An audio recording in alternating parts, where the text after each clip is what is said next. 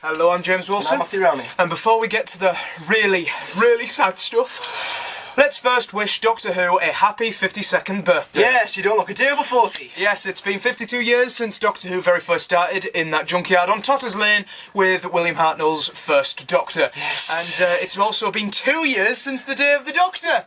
2 years?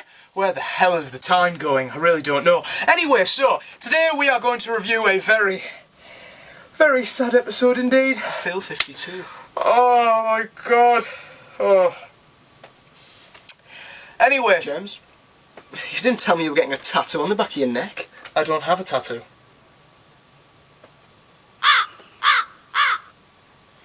God damn it! I don't want the Raven to kill me! What he doesn't know, it was me who drew a tattoo on the back of his neck with pen. But where's the Raven coming?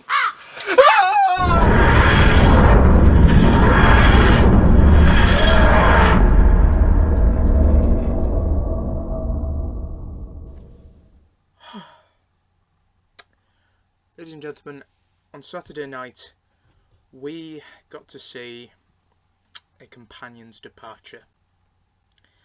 And, well, we'll get to that, won't we, Matthew? Indeed. Let's just say it was a little bit more than a departure. Yep. Let me just say the reaction to this episode has been mixed, but my personal reaction was shock. I got more emotional on rewatch because the first watch I was in shock. Because I just couldn't believe what happened, how it happened, and how I felt towards that, which we'll talk about. What was your reaction? Were you upset? Were you shocked? I was both, really. I suppose it was a mixture of both emotions, because I was emotional over the absolutely brilliant performance of both Peter Capaldi and Jenna Coleman. Just absolutely in awe of their performance and their friendship and their love for each other, both as actors and as the characters, both showed on screen. And I thought that was just absolutely a magical thing to behold. And personally, I think that this is a better companion departure than the previous one we had with The Angels Take Manhattan. And I know that that's quite a large thing to say, but I'll admit it right now. As the years have went by, since Amy and Rory left, I've grown a distaste for The Angels Take Manhattan quite a bit. So that really isn't quite a large feat. But yeah, I agree with you there with The Angels Take Manhattan. That was more sad, but I think that's all that episode kind of has to stand. Yeah. Is the ending, whereas this has much more to it. The death. Well, at first I was a little bit teary when I first watched it, but I was in shock. And then the second time I rewatched it, when I knew what was happening, when it all sunk in a bit more, it was worse. But we'll get to the ending. Yeah. But first, let's start with the beginning, which saw the return of Rigsy with a mysterious tattoo, which was a countdown, which we did predict. Yes, it was. And we did see this coming. I wouldn't really call the episode predictable because of that. Definitely. But personally, I thought that that was a really good part, because I think the plot had a lot of layers to it. Really, it had a lot. The episode had a lot to offer.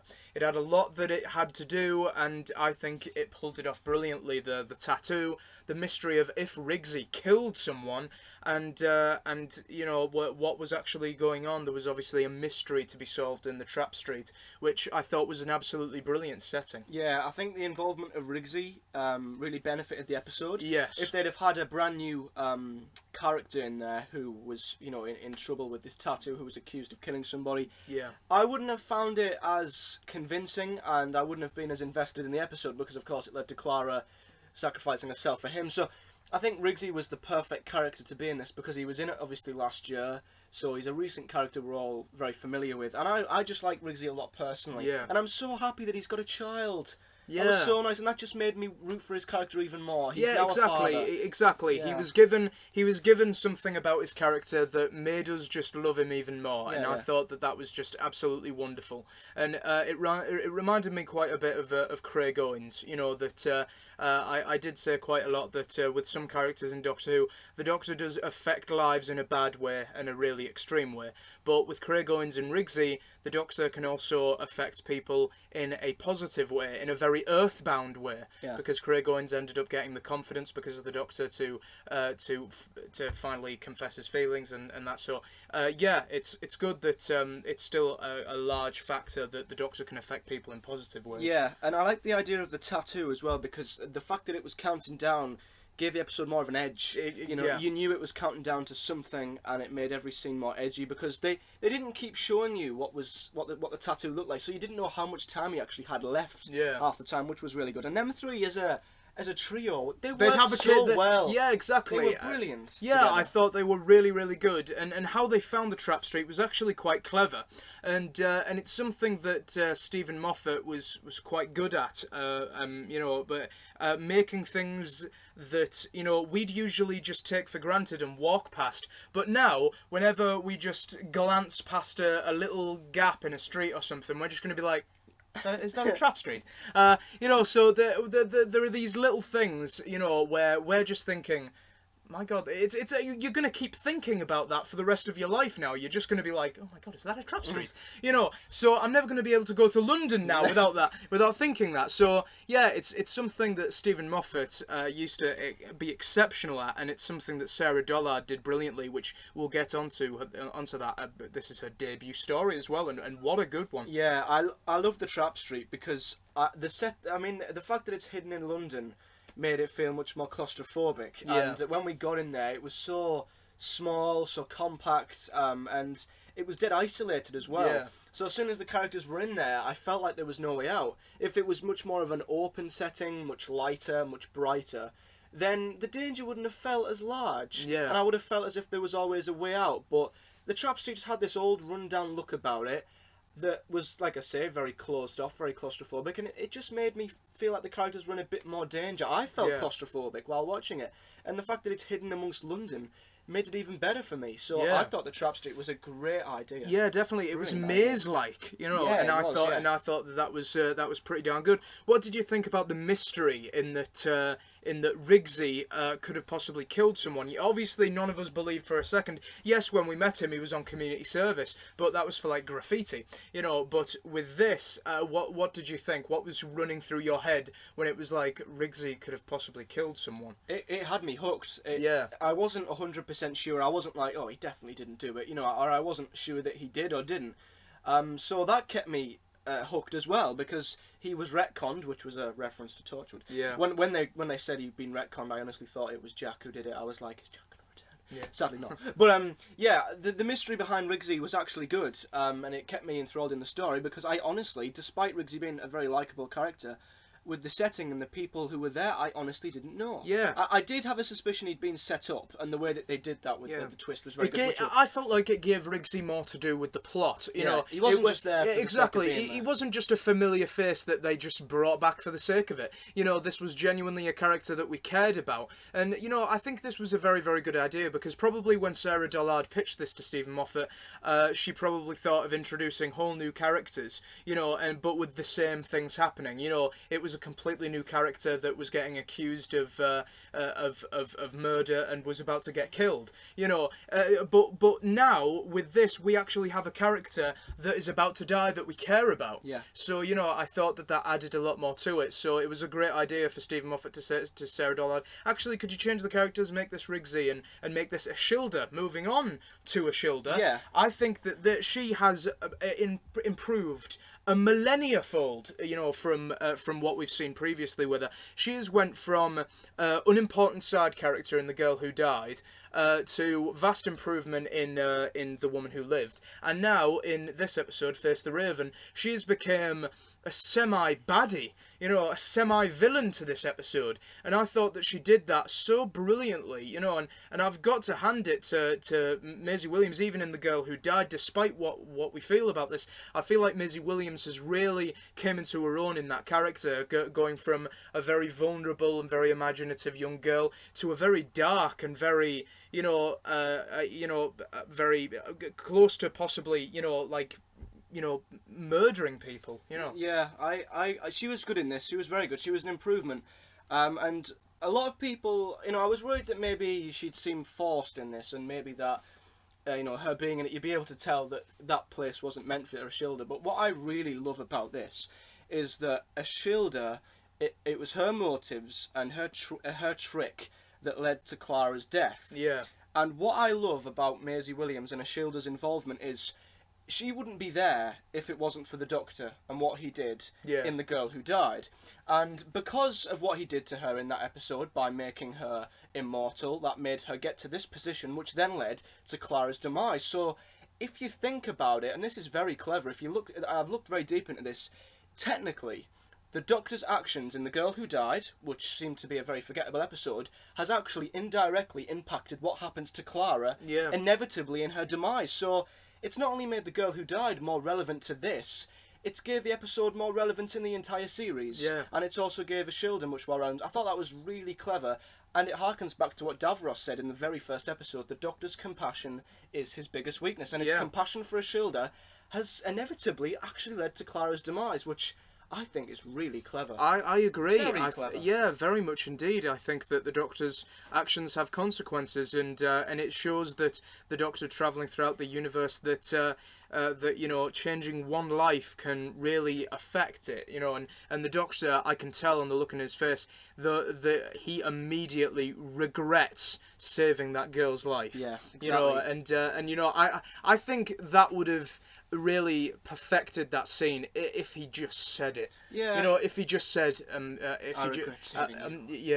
I regret saving you. I can just imagine him saying that, and I thought that would have been brilliant. Him just saying, "I'm the Doctor, and I regret many things, but the one thing I regret in this moment is saving your life." And I thought that would have really been a dagger in Ashilda's heart, really. Yeah, I do. And what I liked also outside of that is that her character was not actually that different, because she did come across as this much more stubborn anti-villain sort of thing, this semi-villain.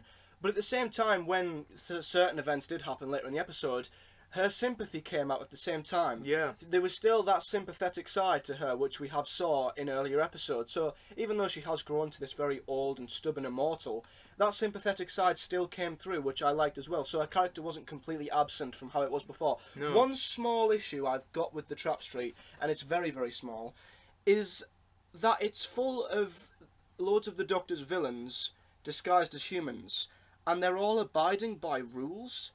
I'm sorry, I just couldn't... I didn't find it believable that a Cyberman and a Centauran and an Ood would all abide by rules and live together in a village. I just thought that the villains... some of them villains are known for being so menacing. They kill whatever's in their way. Would they really disguise themselves as human and live amongst each other? Well, think about it. That Ood was technically repairing that Cyberman, so maybe the Cyberman suffered some sort of malfunction and it was feeling certain emotions. Because the guy, we'll never know. The guy who got killed by the Raven for committing a theft, I think it was, when he died, the Doctor said give him at least a merciful death, I think it was.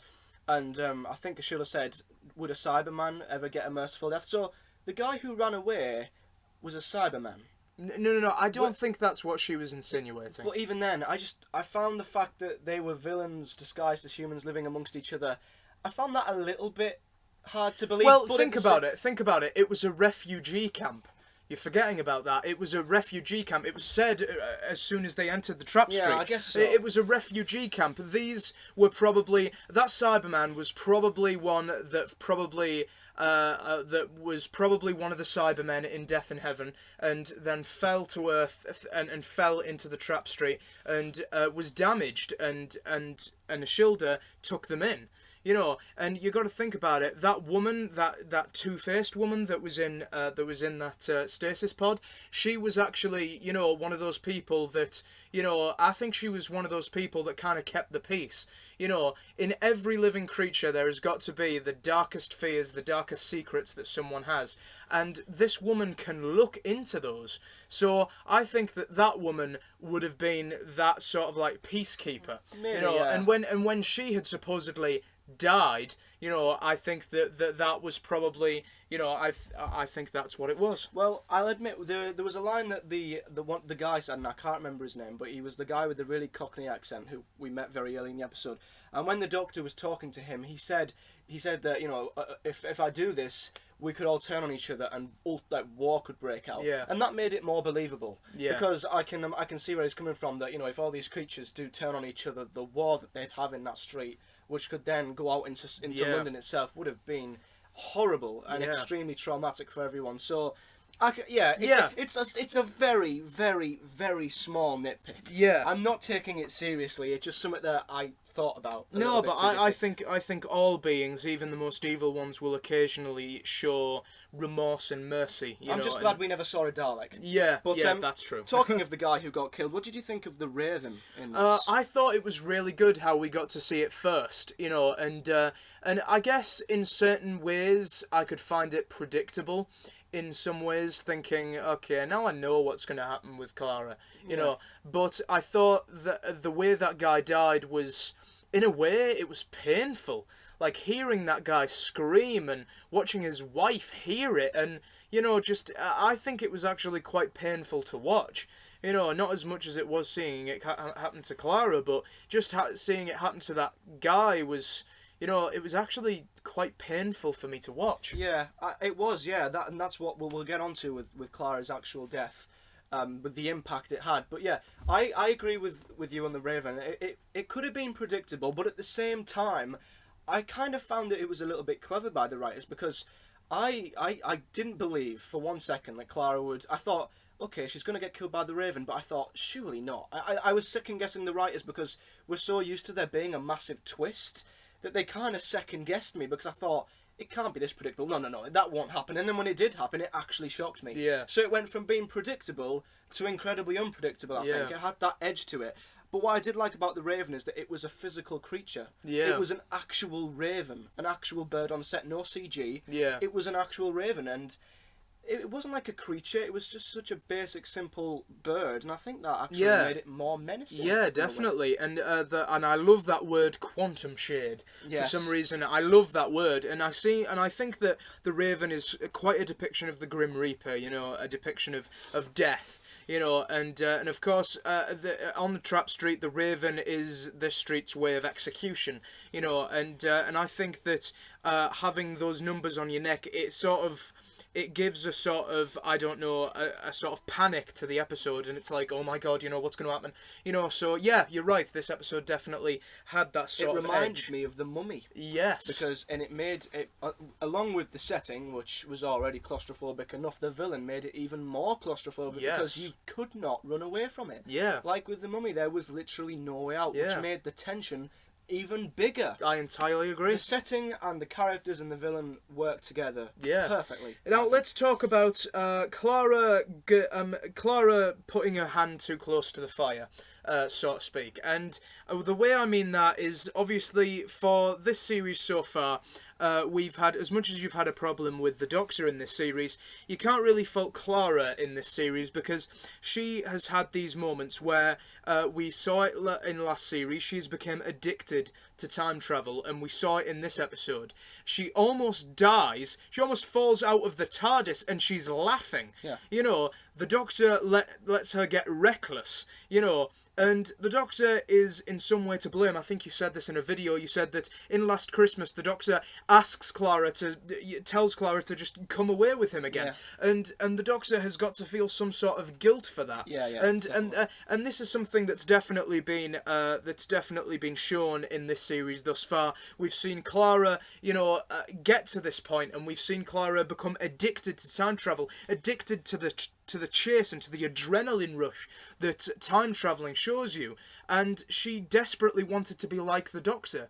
She desperately wanted to be like him. She wanted him to be proud of her, and that's what I think a father figure is like. A son or a daughter is always wanting their father's trust and their father's sort of acceptance, and that's the sort of thing that they wanted. But the Doctor just keeps thinking, I'm no one, I'm nothing, But Clara doesn't see it that way. The Doctor is Clara is seeing him as this idol, exactly, and Clara, I think in a lot of ways, in a hell of a lot of ways, the Doctor's to blame here. That's what the more we talk about this, the more I actually see that the Doctor's got a big hand in her demise.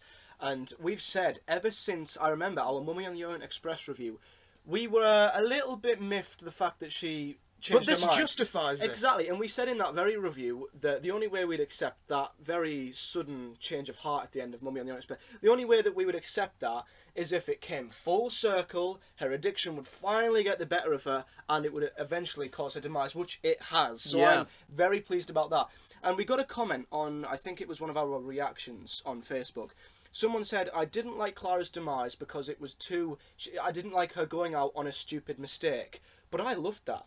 Because she, like you said, she was too confident, she was too sure of herself, she was too like the Doctor, and she just assumed, she said in the scene, she just assumed the Doctor would save her. She assumed that everything would be okay and that she would be saved and they would sort it out. And when the Doctor turns around and said, no, she was so shocked. Yeah. Her confidence, exactly. her assuredness got the best of her. Yeah, with all due respect to this commenter, you know, I think that was a strength in the episode, not a weakness.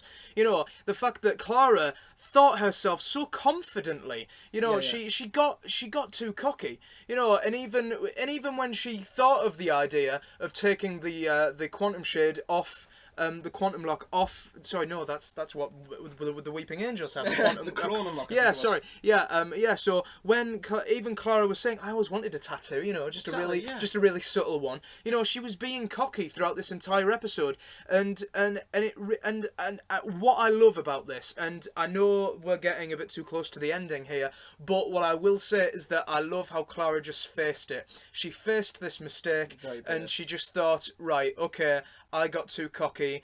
I suspected that the Doctor would save me. I've got to deal with this myself. And so Clara was brave right until the end. And I absolutely adore this character for that. Yeah, and what led up to that was, of course, the revelation to the Doctor that she had taken the Chrono Lock and that there was no way out. Yeah. And when the Doctor looked at her and said, I can't help you, I can't do this, but then he looked at Ashilda and he threatened her. Oh my God. This is what I've been waiting for. He threatened her in a way where he was like, the Doctor is not here, you're stuck with me. Yeah. And he was saying, you know, I've beat the Zygons unit, the Daleks, the Cybermen, and I will bring hell on you, you know, if you do not do this. And that... Wow, that is 12 at his best. Yeah. Oh my goodness. Yeah. I mean that was seriously just an absolutely amazing thing to behold. He threatened hell upon this community. Yeah, exactly. And that's what I do adore. I mean, one of the biggest you know, like sort of things that we've had throughout this series, you and me, is that you dislike the rocker persona of the 12th Doctor, and I actually quite adore that, because, you know, what I've got to say is that the 12th Doctor has went through a very natural change. In Series 8, he went through a massive change, and for 2 Doctors in a row he was a very happy gung-ho Doctor, and then for the first time in a very long time he was a Doctor that was willing to make these very, very weird choices. He was willing to abandon his best friend, you know, he was being very dark and cold, and so he was questioning who he was, which made him cold and dark, and in this series him and Clara have sorted out a back and forth now. They've accepted who each other are, and he was happy, you know, so you can't deny that the 12th Doctor has went through a natural progression. Yeah. He has went through a natural course of events, and that is that's what's completed in this episode. And I will admit that if he's silly and playing the electric guitar from here on in, or at least until he gets a new companion, I'm going to be with you on that one. Yeah, I need to put this straight, because people must assume that I hate the 12th Doctor changing, which is just so wrong. Let me put this straight. I am completely for the Doctor changing his character. I agree when you say that if he'd stayed exactly the same, it would have gotten boring. The Doctor needs to develop over time, and I love the fact that him and Clara have got a much more happier dynamic. They bounce off each other a lot more, and Clara has ultimately made him a happier man. Nothing wrong with that. The problem I have is that I feel as if the sunglasses and the guitar have been forced. Anyway, that's one of the video. Yeah. I completely agree that his character has become happier. That's really good character development. The fact that he's been happier, he's been more comfortable, and it's been took away from him. It's been stolen from him in this episode. And if he does go back to his dark persona, I won't say I will accept the shades and the guitar as much, but I will definitely accept a happier Doctor. Yeah. I will accept that he's happier, because there's nothing wrong with that. And if this works in his character arc, I will fully accept that. Yeah. And I love how it was snatched from him in this episode. And he went from being so so stern and stubborn about it to being very accepting, and we saw a little bit of emotion from him. But I think 12 handled it well. He wasn't too emotional, but he also wasn't too, stripped back. Because he's an alien. He doesn't know how to cope with these emotions. Yeah. So let's get on to Clara's amazing speech. Her goodbye to him, and I think that was just absolutely beautiful acting, and I think that this may be her greatest performance of her tenure. She quoted the 50th. Exactly, and just a remix of Clara's theme in the background was just absolutely heart-wrenching. Murray Gold deserves credit in exactly. this episode, He definitely. really does. To see Clara's theme and listening to that over that was just absolutely golden. And I just loved what she was saying throughout that entire speech. That you're going to be alone now. It's pretty much reminiscent of what Amy Pond had said. In The Angels Take Manhattan at the end with that lovely letter she left for the 11th Doctor. You're going to be alone now, and you're very bad at that. And she was sort of like securing the Doctor and just being like, right, okay, things are going to be bad for a while. And the Doctor was tearing up, and he didn't know what to say. He was just like, Clara, and I hugged him. Exactly, and I just, that was heartbreaking, just heartbreaking. Yeah, it was. I mean, we've said that the fact that she's become too much like the Doctor has had a bad impact on her, but at the same time it also had a positive impact, because if this was Clara in Series 7, she would be running about, screaming, panicking, I'm not going to die, but in this she was so brave, so accepting, and I think that's a positive reflection of what the Doctor's had on her. Yeah. The fact that she was so brave and so accepting, and that now she accepts this mistake. She knows that she's made a mistake, and she has to face it head on, and the Doctor, when he said, just stay with me, Clara, and she hugged him, it was beautiful, and then she strokes his face, goodbye, Doctor, and what a scene between them two. I mean, you could see that it wasn't just the Doctor and Clara, it was sort of Peter and Jenny. You could kind of see through them two. It was incredible scene. It was great acting from both. Now let's get to the final death scene of Clara Oswald, and this has been something I've been dying to talk about. And of course, this scene wouldn't have obviously worked if we hadn't seen the Raven in action before. I mean, if we just saw silent screaming, we'd be like, what's she doing? But I don't know what's happening. Has there been audio problems? I'd be checking my telly to see if the volume's not went down. But no, that was an absolutely beautiful scene, and to see Clara just project her lungs and just, scream her head off. It was like the Raven was just raking her soul out of her body. And, it was like, that's pretty much what she was doing. The Raven was inside her body, killing her, and that must have been painful. I mean, seriously, that was just an absolutely painful thing, watching and seeing her walk up to the Raven and just go, let me be brave. It was such a beautiful thing with the to Doctor see. watching on. Exactly, with the Doctor watching on, and he was so desperate for something to happen, because the Doctor really, what's happened is that the Doctor's just had a tremendous stroke of luck over the years. He's just been, he's been diving into possible death 1,000 times, but he's just assumed that things are going to go right, and luck would have it always has. But the Doctor's luck ran out here, and I thought that was amazing. And if I were to compare it to The Angels Take Manhattan, there is definitely a sight of bravery there between both these characters. Rory barely had a chance to have a word in edgeways. Bless him. But Amy Pond chose Rory over the Doctor. That was what was amazing, and what was great about Clara here was that she faced the Raven head on, and she didn't run, she didn't run away. She literally walked up to and faced death.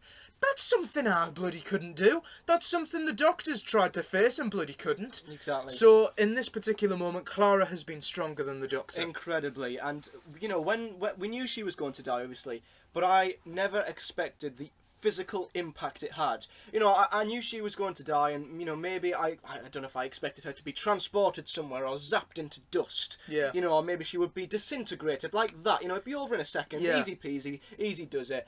But it wasn't like that. No. It was slow. It was painful. It was heart-wrenching. Yeah. There was no, it's just pricked her and she's disappeared. It went into her stomach. Yeah. She flinched. The impact was there.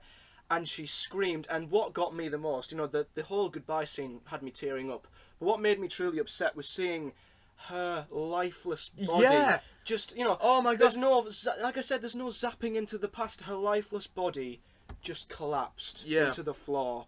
And for a companion death, we knew it was coming, but it still shocked me to my core. This is what I'm sorry to be comparing to the Angels to Hitman Manhattan, but we're going to, because it was our previous companion departure. But what I loved about that was that, yes, Amy Pond's departure was sad, but she just zapped into the past. Exactly. But with Clara, you literally saw the life leave her eyes. It was horrible. I mean, seriously, that was just brilliant. I mean, death scenes are apparently, according to some people, easy to portray, but not really, because you're depicting death, you're depicting dying, your life leaving you, so in some ways that's got to be hard, so you literally saw the black smoke leave her mouth, and you literally saw the life leave her. And seriously, that was heart-wrenching to me, and the fact that a body was left after that, I'm just wondering what happened to the body after that. Was Ashildr left to deal with the body, or because I don't know, because the Doctor was zapped away, so I don't know. Maybe the Doctor couldn't deal with seeing that body for any longer. Yeah, I don't know what's going to happen to her body, but yeah, I mean, the only other companion death we had was Adric. Yeah. And that was over in a second. Yeah. He said, I'll never know if I was right, and the next thing we know, the spaceship, the ship he was on hits Earth, he's dead. He's been blown up in the wreckage. This is the first ever death where we see it slowly happening. Yeah. We see the impact of it slowly taking the life out of her, and it was painful to watch. When I first saw it, I could hardly watch. And people have been complaining that this was not suitable for a family audience, which I think is plain ridiculous. I mean, what do they expect? A Teletubby to jump out and zap her? What is family friendly? It's a death, for goodness sake. So, yeah, I would say, and I'm saying this now, best death in Doctor Who. Yes, definitely. For the physical impact. I would agree with that, definitely. I mean, obviously, we're not saying that, a companion has to die for it to have any impact. I mean, when I watched The Hand of Fear, maybe this is just due to the fact that, Elizabeth Sladen is now no longer with us, so it upsets me. But when I still see Sarah Jane Smith leave that TARDIS alive, but, still leaving the TARDIS, it still has an impact on me. Yeah. But with Clara, it was, it's seeing the life just leave her body and seeing her body hit the cobbles was just amazing. Now let's talk about after that. The Doctor, in just a look, went back to that rebel Time Lord that you love so much, and don't get me wrong, I love him too. Yeah. So, just seeing that, and seeing him, just him scowl at Ashildr and just go, and just say, the Doctor, Clara was trying to save you. Just like, I suggest you stay out of my way. The universe is a small place when I'm angry with you. Exactly. Yes. What a great line. And seriously, do you think we'll see anything else of Ashildr? Because we definitely won't see the Doctor and Ashildr, or at least the 12th Doctor and Ashildr, conversing anytime soon. I hope we do, actually. I really hope we do, because I'd like to see where they go. I'd hate that to be the last time we see Ashildr, ending on that note. But yeah, the look he gave her, the threat, the menace, it was just so scary. Yeah. Even by his rebel standards, it shocked me to see him, and I think that's the right way 12 had to react, because they could have made him get too emotional, they could have made him not show enough emotion, but I think they got it bang on for the first time, because when the 5th Doctor lost Adric, he was just like, I couldn't have done anything about it, and we never really saw how he grieved over Adric that much. This is the first time we've seen a Doctor fully grieve over a companion death, and I think for 12 it was perfect. It really was. It really was. And it ended with Riggsy spray painting and graffitiing the TARDIS in honour of Clara. You weren't a fan of that? I loved it. Oh, yeah, so did I. I thought that was truly beautiful. I'm waiting for that to be released as a Funko Pop, as a Titan, as a 5-inch figure, as everything. And I will definitely have that. Yep, I certainly will. Beautiful. I hope that is a poster, because I will be buying it. Yes. Yes, definitely. And so it ended, I suppose, with the Doctor getting transported to, the place where Heaven Sent will be. Let me just quickly ask you something. You asked me this before we started this review. The fact that we know she's in episode 12, did that take anything away from Well, I don't know, because I find it a little bit suspicious that Stephen Moffat has pretty much given Clara's departure not to any writer, but a writer who's never written for Doctor Who before. A debutant. A debutant writer of Doctor Who, and he's pretty much given that to her. I mean, at the festival, he did say on a panel with Sarah Dollard, he said that he found the story so brilliant that he decided to make it part of the arc and give Clara's departure to that episode. You know, which I suppose was good. Something in episode 10 needed to happen, you know, to lead into the finale. Yeah. You know, it led in well. Exactly, it led in very, very well indeed. So, you know, I think I really don't know, because we know she's returning in a waitress uniform. Personally, I think it's an Echo, you know, that we know from the name of the Doctor when she went inside the Doctor's timeline. So I do think it didn't take anything from the moment Clara died, but when I actually see the episode, when I actually see her there again, I'll probably be like, all right, okay, she's back now. Yeah, I completely agree. In the moment, I loved it, and I was sold, and I missed her. When the Raven was coming towards her, I was begging for something to get in the way. I did not want her to die. But then, once the episode's finished, you've absorbed it all, it's all sunk in, and then you look forward, and you see her again, I'm like, I don't quite know. But, you know, if it's the Doctor just going back to see her ghost, that'll be beautiful. And I guess we can't really judge this until the end of the series. But yeah, it's okay. Yeah. So, Matthew, would you like to give your conclusion first? Yeah, I think it's me to go first. Okay. Yeah. Face the Raven was an incredibly emotional, gripping, and compelling story that had me hooked from start to finish. The setting of the Trap Street was so claustrophobic and isolated, which made the episode even more intense and on edge. The characters in this were just amazing. I loved the involvement of Ashilda and how the Doctor's compassion in previous stories led to the most grave of consequences in this. Having a character as likeable as Rigsy in this much trouble again, made the threat more believable. As for the Doctor and Clara, wow. 12 had one of his best episodes yet, even possibly his best, showing his anger and sorrow in the only way 12 would. The rebel is back. And Clara was just fantastic. Her death was heroic and brave, yet sad and incredibly emotional as her overconfidence came back to haunt her, and the way in which she did die was so physical and impactful it shocked me to my very core. For a 45-minute episode, it was utterly brilliant. Jenna Coleman, you've had the perfect send-off, and it's safe to say I will miss you very, very much. Goodbye, Clara Oswald. I'm giving Face the Raven a 9.5 out of 10. The best episode of the series so far. Wow. Okay, I'm not going to give it away, but I feel like I'm actually not doing this episode justice now with my score. Anyway, so Sarah Dollard has written a compelling story with a deadly mystery that brought Rigsy and Ashilda into the episode beautifully. Ashilda has went from forgettable side character to likeable semi-baddie in just 3 appearances. The Trap Street was an original and well-executed setting that led into a great twist, which we'll see in Heaven Sent. The Doctor and Clara's heartbreaking farewell made me very emotional, and Clara's theme played over it made it even more painful for me. Great performances from Capaldi and Coleman, probably Capaldi and Coleman's best performances. Brilliantly executed demise for Clara, despite it being quite predictable towards the end. It didn't stop me bawling with tears. Goodbye, Clara, till we see you in 2 weeks. 8 out of 10. Fair enough. I don't know, I honestly, I love it just as much as you did. Seriously, I mean, a score doesn't really depict how much you love an episode. No. But I do definitely agree with every point. I just found it so compelling. I don't think the story's gripped me from start to finish that much. A story hasn't gripped me this much since this series, since the Zygon 2-parter. Yeah. I'll say that. Well, yeah, I'll say it's my favourite of the series. I think it was only a 45-minute story as well. I mean, you know, there was so much content in there, so much going on to fit that into 45 minutes. Sarah Dollard, well done. Yeah, you know, they could have easily stretched this out as a 2-part. I just thought it was, well, not perfect, but it was very, very close. Hashtag Sarah Dollard for head writer. You've got a long list of head writers right now. Yes, definitely. Yeah. A very, very long list. Yeah. Yes, there are conclusions. Please don't forget to give your opinions on this episode in the comment section below. And we'll see you guys on Wednesday for our preview of Heaven Sent, where the Doctor has to deal with the veil. Oh, well, James has been killed by the Raven.